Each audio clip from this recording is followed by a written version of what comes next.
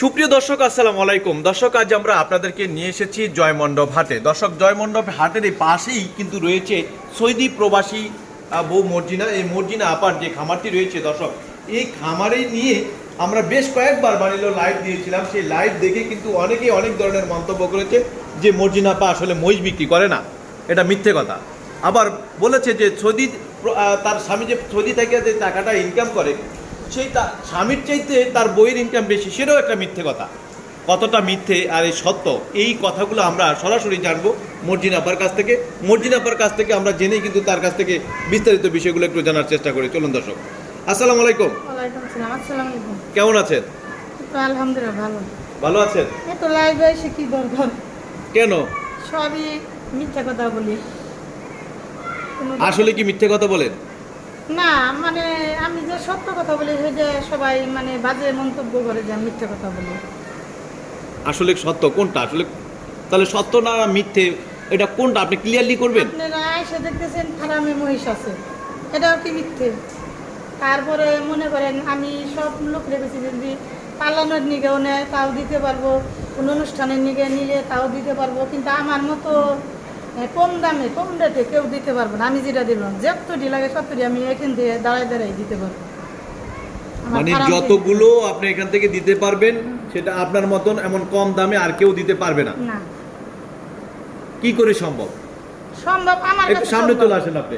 আমার কাছে সম্ভব, কিন্তু লোকের কাছে তো এটা বিশ্বাস করা যাইতেছে না।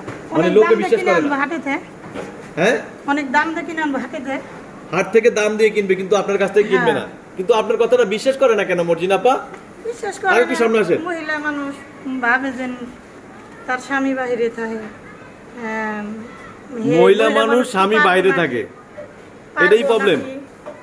সে পারবো নাকি অযোগ্য মনে করে, আপনাকে যোগ্য মনে করে না। কি বলেন আপনি? মানে সবকিছুই আমার মিথ্যেবাদী। দেখেন আপনারা নিজে চোখে দেখে যান। আরো আনছিলাম, এই যে সাইডে বিক্রি করছি, আশা করি এটিও বিক্রি হয়ে যাইব। তো এই যে স্বামীর চাইতে আপনার ইনকাম বেশি, এটা কতটুকু সত্য? এটা তো সত্য। এটা ক্লিয়ার করবেন কতটুকু সত্য? যদি আমি এক মাসে ধরেন 10টা বেশি, এক মাসেই দিলাম, মানে বেশি টাইমই গইলাম, তার কম টাইমও লাগে আমার, 7 দিনেও যাইতে পারে কিংবা 2 সপ্তাহও যাইতে পারে। কিন্তু মনে করেন একটা এটা যদি নাকি আমি কষ্ট করি 2-4-5 হাজার টাকা করেও যদি আমি রাখি, হাটের চাইও কম যদি রাখি, তারপরও যদি 5 হাজার করেও থাকে, তাও 10টাইতে ধরেন 10টায় 50,000। হ্যাঁ, এটা ধরলাম কম পক্ষে, মানে 2 সপ্তাহের ইনকাম। হ্যাঁ। তাহলে আপনারা দেন সব কি খালি মিথ্যা কথাই বলে? তাই এখন মনে চাই না লাইভে যাবে, এই জন্য লাইভে আসতে চান না? না, এই জন্য আমাদের কাছকে ফিরিয়ে দিতে চেয়েছেন? হ্যাঁ, মানে যে আমি কি সত্য কথাই বলি না মিথ্যা কথা বলি? দেহ মর্জিনা আপা, আমরা সত্য মিথ্যা বুঝি না, কিন্তু আমরা তো যে লাইভটা করেছি আমরা নিজেরা না জেনে শুনে তো লাইভ করি নাই। সাধারণ দর্শক যারা যেটা মনে করছে আমরা জানি না তারা কেন কিভাবে মনে করছে। বাজে মন্তব্য করবে, হ্যাঁ, যদি বিশ্বাস না এসে দেহ, এসে দেহ, সত্য প্রমাণ না যাচাই করে যাক। আপনি আমাদেরকে একটু বলতে পারবেন না? আপনি তো কিন্তু চ্যালেঞ্জ করছেন যে মহিষের দাম হাটে যা আছে তার চাইতে কমে আপনি এখানে দিবেন। যদি নাকি আপনাকে সাথে করে এসে যদি বলে যে আপনারা সাথে নন, হ্যাঁ আমি দিয়ে দিব, হাটের চাই আমি কম দিব, বুঝলেন? কি ধরনের কমে দিবেন একটু বলেন তো? যদি হাটে যদি 32,000 30,000 টাকা মনে হয়, আমি মন প্রতি 2,000 টাকা কম নিব। মানে মন প্রতি 2,000 টাকা কম? মানে একটা তো 8 মন আছে, 9 মন আছে, 9 মন ওজনের 2,000 করে দেন, কত রিয়া? 18,000। এ দিব? হাটের লোকে দিব? কোনোদিনও দেব না, দিব দেব না। মানে 32,000 হলে আপনি 30,000 মন দিবেন? হ্যাঁ, দেব। এই কথা কিন্তু ফিরানো যাবে না মর্জিনা আপা। আমি তো বলছি আপনি বুঝে শুনে বলেন। আমার বুঝা শোনা ছাড়া কি আমি বলছি? আমি কি বুঝা শোনা ছাড়া কি বলছি? আপনাকে নিয়ে আসুক, আমি দিয়ে দেব। এখন আসুক, হ্যাঁ এখন আসুক, এখনই দিয়ে দেব। চ্যালেঞ্জ করলেন কিন্তু, এই ভিডিও কিন্তু থেকে যাবে এবং এই ভিডিও কিন্তু সামনে নিয়ে কিন্তু দর্শক এই মুহূর্তে যারা আমাদের ভিডিওটি দেখছেন, যে অন্যান্য খামারিরা পারবে না, অন্যান্য হাটের ব্যাপারীরা পারবে না, কিন্তু মর্জিনা আপা কিভাবে পারে? আসলে এর ভিতরে কোনো ত্রুটি রয়েছে কিনা দেখুক, হেরা দেখবে না তো ত্রুটি থাকবো কি? মানে নিজের চোখকে দেখে বিশ্বাসযোগ্য করে নিব, সমস্যা কি? কোথা থেকে কিনে নিয়ে আসেন ভাই? আমি যে দেশ থেকে আনি, হ্যাঁ যার প্রয়োজন হ্যাঁ যদি নাকি আমি চাহিদা মিটার পারি, সমস্যা কি? যে কয়টা স্যার আমি দিব। এটা কি মহিষের বেলায় নাকি গরুর বেলায়? না, গরুর বেলা তো কইছি এর আগে। গরুবেলাও বেশি যদি গরু চাই আমি আইন দিব, সমস্যা কি? আমার ফার্মে না থাকা আমার অন্য জায়গায় আছে গরু ছাগল মহিষ যা চাই হ্যাঁ দেব। সবই। মানে হাটের চেয়ে আপনার খামারের দাম কম। হ্যাঁ তো এই যে 2022 সালে যে কোরবানির ঈদটা গেল, এই ঈদে কি ধরনের ব্যবসা করলেন আমার একটু বলেন তো। আলহামদুলিল্লাহ ভালোই করছি। কত টাকা? মানে অন্যান্য খামারিরা তো হাই হাই করতেছে, মাথায় থাপড়াইতেছে, মানে এগুলো লাভ না করতে পারে না। আমারও মনে করেন কপাল যুগে আসতো না, আমি যদি না রাখে দিতাম। ওই যে মাঝখানে মনে করেন একটু বাজার কম গেছিল, আমি ওই সময় বেশিনি। আমি ঈদের 2 দিন আগে থেকে বিক্রি করা শুরু করছি। মানে নিজের একটাই আসলো, ওই পালন ওই বিক্রি করি, যা হয় হবে। তার মানে ঈদের পরেও বিক্রি করা যায়। এখন আর ওই চিন্তা ভাবনা নেই যে নিজের ভিতরে বেচতে হইব। ঈদের পরে আমি দিয়ে পাইনি। মর্জিনা আপা, আমরা একটু আপনার মহিষগুলো দেখাই, যে মহিষগুলোর সাইজগুলো কেমন, নাকি মানে বাঁকা তেরা কিনা, আবার দেখা গেছে চেহারা ভালো না, মহিষগুলো দেখতে একটু অসুন্দর, এই জন্য কম দাম দিচ্ছেন কিনা। হ্যাঁ এই যে আপনি বেশি খারাপ দেখতেছেন না, যদি এইগুলো নিন, এইগুলো নিন। আমি হলো অনেক পদের আনছি, মোস্ট অনেক পদের, যার যে পদ পছন্দ, যার রুচি যা তাই।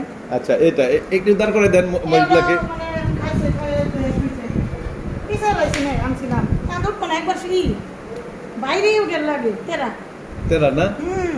আচ্ছা, এই যে মহিষগুলো এখানে কয়টা আছে মহিষ আর এখন এই মুহূর্তে আপনার খামারে? আমার এখন 5টা আছে, আনছিলাম বিক্রি করছি না। 5টা আছে না? আচ্ছা, এটার দামটা কেমন পড়বে? কোনটা? এটা এটা হ্যাঁ এটা 8 মনের উপরে আছে গ্লাস। 8 মনের উপরে। হুম। আচ্ছা, তো এটাকে আপনি কত কি ধরনের দামে বিক্রি করবেন মর্জিনা আপা? মনে করেন দাম চালি বেশি চাম, মন হিসেবে কেউ আইলে বাদে কাস্টমার এলে আমি দাম বানাইতে পারবো, সমস্যা নেই। কারণ আমি হলো বিক্রি মনে করেন বিক্রি করার দরকার, আমি মনে করেন মন ভর্তি কিছু বেশি চাম, চাওয়ার বেলায় তো কম চাম না, কিন্তু যার নাকি নেওয়ার ইচ্ছা হয়। কিন্তু আমি আপনি হয়তো আমাদের দিতে সাথে কিন্তু একটা কথা দিচ্ছেন যে না, সেটা হলো ওইটা হাটের চাইতে কম আমি বলছেন। তো ওইটা বলি নাই, যেমন একজনে একভাবে আসে, কথা বুঝেন। যদি হে কয় মন প্রতীক নিমো, তার মন প্রতীক ভাবে দিব, আমি এটা বলছি। আর কতজন আছে জন্য এটা একটু দাম চেহারা কম পালার জন্য, এটা হলো পালার মানুষই ধরবো, পালার জিনিসের আলাদা দাম। আচ্ছা আর মাংস প্রতীক এটা আমি এইভাবে দিই। মর্জিনা আপা, এই যে আপনি বাড়িতে একা থেকে একজন নারী হিসেবে যে হাটে গিয়ে বাজারে গিয়ে আপনি যেভাবে মানে গরু মহিষগুলো আপনি ক্রয় করতেছেন, এতে হাটে গিয়ে আপনি কি ধরনের প্রবলেমে পড়েন একটু বলবেন? আলহামদুলিল্লাহ প্রথমেই করছিলাম, তারপর আর করিনি। প্রথমে কি ধরনের ধরা খাইছেন আমাকে একটু বলেন তো শুনি। ধরার মধ্যে হলো মানে প্রথম গেছি তো, প্রথম জায়গা লেপাতে মানে দালালের চক্রতে পড়ছিলাম। পরে যখনই কি দেখছি চোখের ইশারায় কথা বলে, তখন আবার আমি ধরে ফেলাইছি, আমাকে চামনি নিয়ে। চোখের ইশারায় কথা বলে? মানে চোখের ইশারায় কথা বলে কি সৌদি প্রবাসীর বউ মর্জিনা আপার সাথে, না। নাকি হলো তারা দালালে দালালে? ওরাই মানে বুঝে সারে মানে এখন কয় কি আপা আমি আপনি যদি 5-6টা নেন তাহলে আমি আপনার এই দামে দিতে পারবো, এই দামে দিতে পারবো।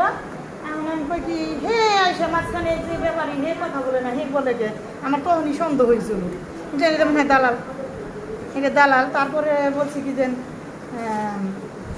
ভাই আমি মহিষ নিম নাই দেখে আমাকে না, ওই জায়গাতে আমার আরো কম টাকায় সারতেছে মনতে নেই।